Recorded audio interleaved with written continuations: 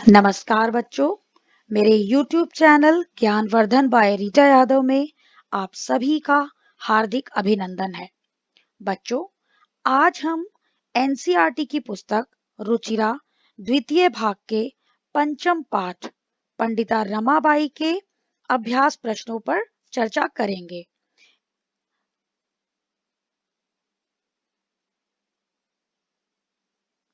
अभ्यास प्रश्नों के अंतर्गत हमारा पहला प्रश्न है एक पदेन उत्तरत। एक पदेन उत्तरत यानी एक पद में उत्तर दीजिए या एक शब्द में उत्तर दीजिए। तो इस प्रश्न का उत्तर आपको केवल एक शब्द में देना है। हमारा पहला प्रश्न है पंडिता सरस्वती इति उपाधिभ्याम का विभूषिता। पंडिता और सरस्वती इन उपाधियों से कौन सम्मानित थी? तो इसका उत्तर है रमाबाई, क्योंकि रमाबाई को इन दो उपाधियों से सम्मानित किया गया था। हमारा अगला प्रश्न है रमा कुतः संस्कृत शिक्षाम प्राप्तवती। रमा ने कहां से संस्कृत शिक्षा प्राप्त की? तो रमा ने अपनी माता से संस्कृत शिक्षा प्राप्त की थी। तो एक पद में इसका उत्तर हो जाएगा स्वमातुः, अपनी माता से। अगला प्रश्न है रमाबाई केन सह विवाहम अकरोत।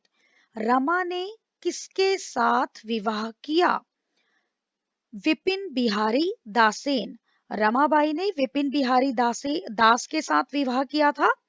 के साथ तृतीया विभक्ति का प्रयोग होता है सह के योग में, इसलिए यहाँ पर उत्तर होगा विपिन बिहारी दासेन। कासाम शिक्षायै रमाबाई स्वकीयम जीवनम अर्पितवती। किसकी शिक्षा के लिए रमाबाई ने अपना जीवन अर्पित कर दिया, अपना पूरा जीवन लगा दिया? तो इसका उत्तर है नारीणाम। नारीणाम यानी स्त्रियों के लिए, नारियों के लिए। अगला प्रश्न है रमाबाई उच्च शिक्षार्थम कुत्र अगच्छत। रमाबाई उच्च शिक्षा के लिए कहाँ गई? तो रमाबाई को जैसा कि मैंने पाठ के अंतर्गत आपको बताया था कि वो उच्च शिक्षा के लिए इंग्लैंड देश गई थी। तो यहाँ पर जब भी कहीं जाने की बात होती है तो उसमें द्वितीय विभक्ति का प्रयोग किया जाता है, इसलिए इसका उत्तर है इंग्लैंड देशम। यानी रमाबाई उच्च शिक्षा के लिए कहाँ गई थी? इंग्लैंड। हमारा अगला प्रश्न है रेखांकित पदानि आधित्य प्रश्न निर्माणम कुरु। रेखांकित पदों के आधार पर प्रश्न निर्माण कीजिए। अब यहाँ पर जो रेखांकित पद हैं, जिन शब्दों को अंडरलाइन किया गया है, हमें केवल उन शब्दों के स्थान पर प्रश्नवाचक शब्दों का प्रयोग करना है। हमारा पहला है रमायाः पिता समाजस्य प्रतारणाम असहत। रमा के पिता ने समाज की प्रताड़ना को सहन किया। अब रमा के पिता ने, तो क्या प्रश्न बनना चाहिए यहाँ पर? किसके पिता ने? क्योंकि रमा स्त्रीलिंग है, इसलिए यहाँ पर क्या हो जाएगा? कस्याः। तो हम इसका प्रश्न लिखेंगे कस्याः पिता समाजस्य प्रतारणाम असहत, और हम अंत में प्रश्नवाचक चिन्ह लगा देंगे, क्योंकि प्रश्न तभी संपूर्ण माना जाता है जब उसमें प्रश्नवाचक चिन्ह का प्रयोग किया जाए। हमारा अगला प्रश्न है पत्युः मरणानंतरम रमाबाई महाराष्ट्रम प्रत्यागच्छत। पति की मृत्यु के पश्चात रमाबाई महाराष्ट्र लौट आई। अब पति की मृत्यु के पश्चात रमाबाई महाराष्ट्र लौट आई, तो इसका प्रश्न क्या बनेगा? किसकी मृत्यु के पश्चात? तो किसकी में षष्ठी विभक्ति का प्रयोग किया जाता है और पत्यु शब्द पुल्लिंग है, इसलिए यहाँ पर होगा कस्य। कस्य, तो यहाँ पर होगा कस्य मरणांतरम रमाबाई महाराष्ट्रम प्रत्यागच्छत, और अंत में हम लगा देंगे प्रश्नवाचक चिन्ह। हमारा अगला प्रश्न है रमाबाई मुंबई नगरे शारदा सदनम अस्थाप्यत। रमाबाई ने मुंबई नगर में शारदा सदन की स्थापना की। तो इसका प्रश्न बनेगा रमाबाई ने कहाँ शारदा सदन की स्थापना की? जब भी हम किसी स्थान का नाम लेते हैं या स्थान का नाम लिखते हैं, तो उसके लिए प्रश्नवाचक जो शब्द है वो होता है कुत्र। कुत्र यानी कहाँ। तो इसका जो प्रश्न हम बनाएंगे वो ये हो जाएगा, रमाबाई कुत्र शारदा सदनम अस्थाप्यत, और अंत में हम लगा देंगे प्रश्नवाचक चिन्ह। अगला है 1922 तमे ख्रीष्टाब्दे रमाबाई महोदयायाः निधनम अभवत। 1922 ईस्वी में रमाबाई महोदया का निधन हो गया। तो हमारा प्रश्न क्या बनेगा, 1922 ईस्वी में किसका निधन हो गया। अब किसका में षष्ठी विभक्ति का प्रयोग किया जाएगा, काके की में षष्ठी विभक्ति का प्रयोग किया जाता है, और क्योंकि रमाबाई स्त्रीलिंग है इसलिए यहाँ पर जो किम शब्द है उसका स्त्रीलिंग का षष्ठी प्रयोग किया जाएगा। तो हमारा प्रश्न बनेगा 1922 तमे ख्रीष्टाब्दे कस्याः निधनम अभवत, और अंत में प्रश्नवाचक चिन्ह। इसके बाद हमारा अगला प्रश्न है, स्त्रियः शिक्षां लभन्ते स्म। स्त्रियां शिक्षा प्राप्त करती थी। अब स्त्रियां, यहाँ पर बहुत सारी स्त्रियों की बात हो रही है, या स्त्रियों ने शिक्षा प्राप्त की थी, तो प्रथमा विभक्ति बहुवचन का प्रयोग किया जाएगा। और स्त्रीलिंग के प्रथमा विभक्ति बहुवचन में क्या होता है, का के काहा, यानी स्त्रियः के स्थान पर आ जाएगा काहा। काहा शिक्षाम लभन्ते स्म, और अंत में प्रश्नवाचक चिन्ह लग जाएगा, कौन शिक्षा प्राप्त करती थी। इसके बाद हमारा अगला प्रश्न है, प्रश्नानाम उत्तराणि लिखत। प्रश्नों के उत्तर लिखिए, यानी यहाँ पर जो ये प्रश्न दिए गए हैं इनके उत्तर हमें पूर्ण वाक्य में लिखने हैं, यानी पूरा एक सेंटेंस या दो सेंटेंस जितने में उसका उत्तर आएगा हमें उतना लिखना है। हमारा पहला प्रश्न है, रमाबाई किमर्थम आंदोलनम प्रारब्धवती। रमाबाई ने किसके लिए आंदोलन प्रारंभ किया। तो इसका उत्तर होगा, रमाबाई स्त्रीणाम कृते वेद आदीनाम शास्त्राणाम शिक्षायै आंदोलनम प्रारब्धवती। अर्थात रमाबाई ने स्त्रियों के लिए वेद आदि शास्त्रों की शिक्षा के लिए आंदोलन प्रारंभ किया। उसके बाद हमारा अगला प्रश्न है, निस्सहाया स्त्रियः आश्रमे किम किम लभन्ते स्म। बेसहारा स्त्रियां आश्रम में क्या क्या किस किस शिक्षा को प्राप्त करती थी या किस किस चीज का प्रशिक्षण प्राप्त करती थी। तो हम पहले प्रश्न से ही तीन अक्षर लेंगे, निस्सहाया स्त्रियः आश्रमे। इसके बाद हम लिखेंगे मुद्रणम टंकण काष्ठ कला आदिनाच लभन्ते स्म, यानी बेसहारा स्त्रियां आश्रम में छपाई, टाइप और लकड़ी की कलाकारी आदि का प्रशिक्षण प्राप्त करती थी। उसके बाद हमारा अगला प्रश्न है, कस्मिन् विषये रमाबाई महोदयायाः योगदानम अस्ति। किस विषय में रमाबाई महोदया का योगदान है। तो इसका उत्तर होगा, समाज सेवायाः अतिरिक्तम। समाज सेवा के अतिरिक्त लेखन क्षेत्रे अपि, लेखन क्षेत्र में भी रमाबाई महोदयायाः योगदानम अस्ति। रमाबाई महोदया का योगदान है, यानी समाज सेवा के अतिरिक्त लेखन क्षेत्र में भी रमाबाई महोदया का योगदान है। हमारा अगला प्रश्न है, केन रचना द्वयेन रमाबाई प्रशंसिता वर्तते। किन दो रचनाओं के लिए रमाबाई को प्रशंसित किया गया, सराहा गया या उनकी तारीफ की गई। तो इसका उत्तर है, स्त्री धर्म नीति हाई कास्ट हिंदू विमेन इति रचना द्वयेन रमाबाई प्रशंसिता वर्तते। यानी स्त्री धर्म नीति और हाई कास्ट हिंदू विमेन, ये दो पुस्तकें थी जो उनके द्वारा रचित थी। इन दो रचनाओं के कारण रमाबाई प्रशंसित हैं।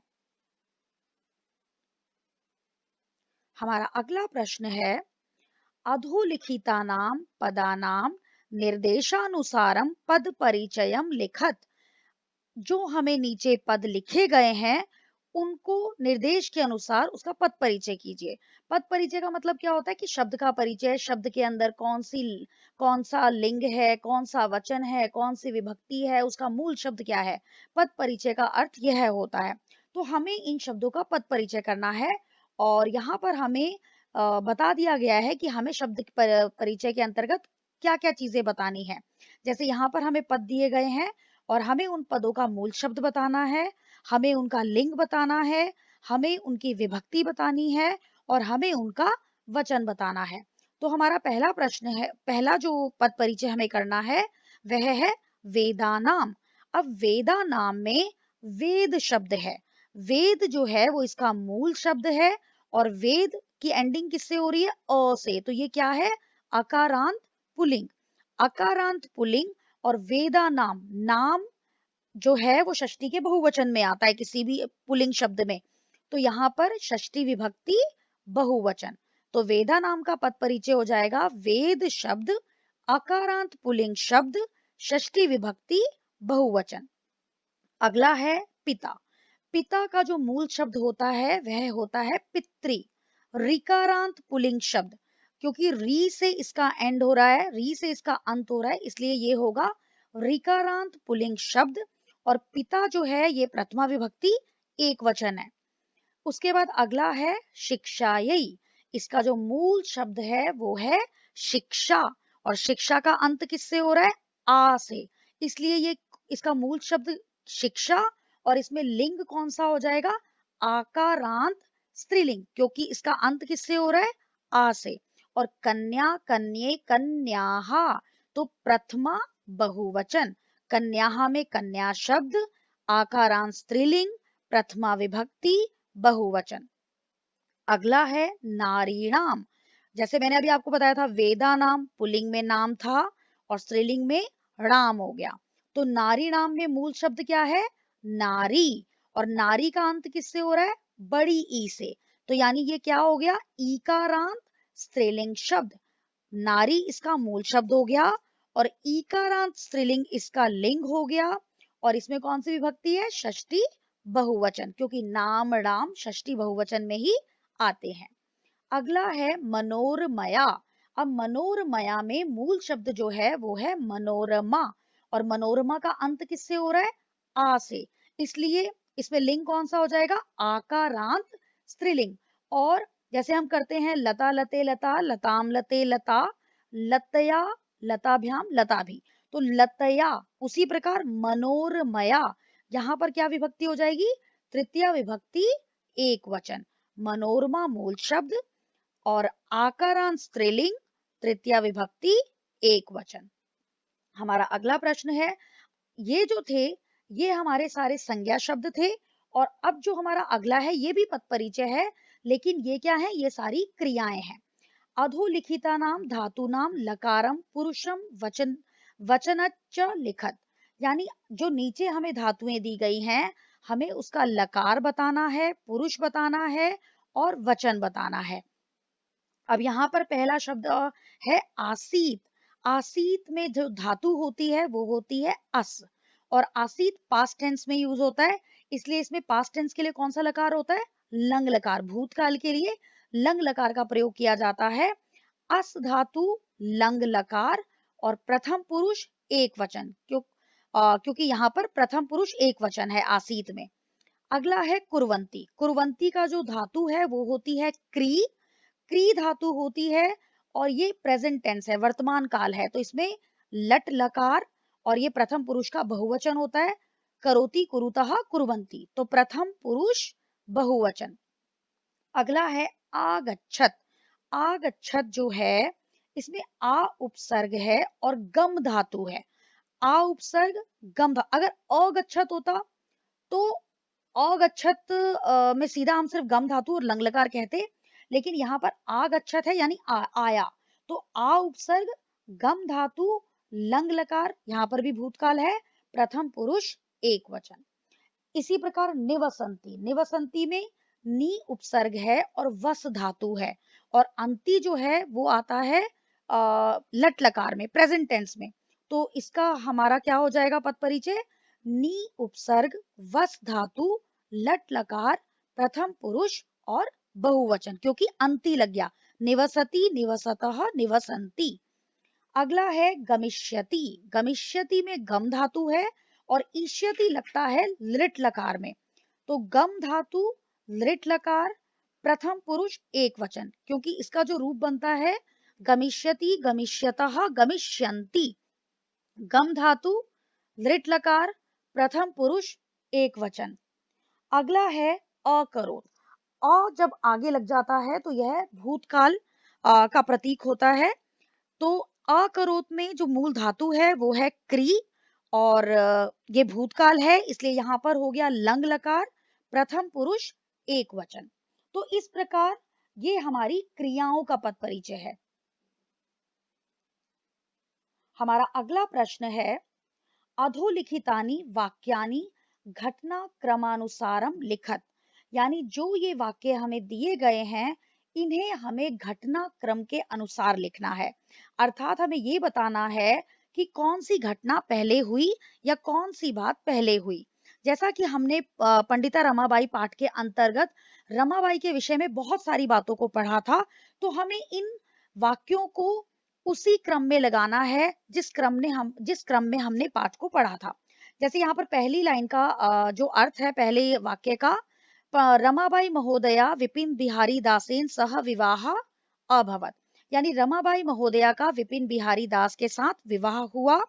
1858 तमे ख्रिस्ताब्दे रमाबाई जन्म अलभत, 1858 ईस्वी में रमाबाई ने जन्म लिया। सा उच्च शिक्षार्थम इंग्लैंड देशम गतवती, वह उच्च शिक्षा के लिए इंग्लैंड देश गई। 1922 तमे ख्रिस्ताब्दे रमाबाई महोदयायाः निधनम अभवत, 1922 ईस्वी में रमाबाई महोदया का निधन हो गया। सा मुंबई नगरे शारदा सदनम अस्थाप्यत, उन्होंने मुंबई नगर में शारदा सदन की स्थापना की। सा स्वमातुः संस्कृत शिक्षां प्राप्तवती, उन्होंने अपनी माता से संस्कृत शिक्षा प्राप्त की। अब आपको मैंने इन सारे वाक्यों का अर्थ बता दिया है।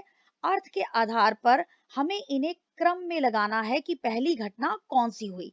घटना क्रम में हम लगाएंगे तो पहली जो बात हमारे सामने रमाबाई के विषय में आई थी वो यह थी कि 1858 तमे ख्रिस्ताब्दे रमाबाई जन्म अलभत, यानी पहले नंबर पे हम लिखेंगे 1858 तमे ख्रिस्ताब्दे रमाबाई जन्म अलभत, 1858 ईस्वी में रमाबाई ने जन्म लिया। दूसरे नंबर पे हम लिखेंगे सा स्वमातुः संस्कृत शिक्षां प्राप्तवती, उन्होंने अपनी माता से संस्कृत शिक्षा प्राप्त की। तीसरे नंबर पे हम लिखेंगे रमाबाई महोदयायाः विपिन बिहारी दासेन सह विवाह अभवत, रमाबाई महोदया का विपिन बिहारी दास के साथ विवाह हुआ। चौथे नंबर पे हम लिखेंगे सा उच्च शिक्षार्थम इंग्लैंड देशम गतवती, वह उच्च शिक्षा के लिए इंग्लैंड देश गई।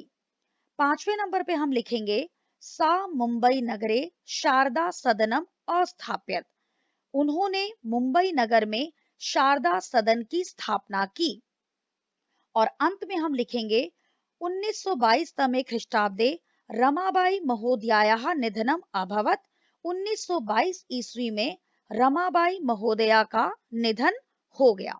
तो बच्चों, आज हमने पाठ के अभ्यास प्रश्नों पर चर्चा की। धन्यवाद।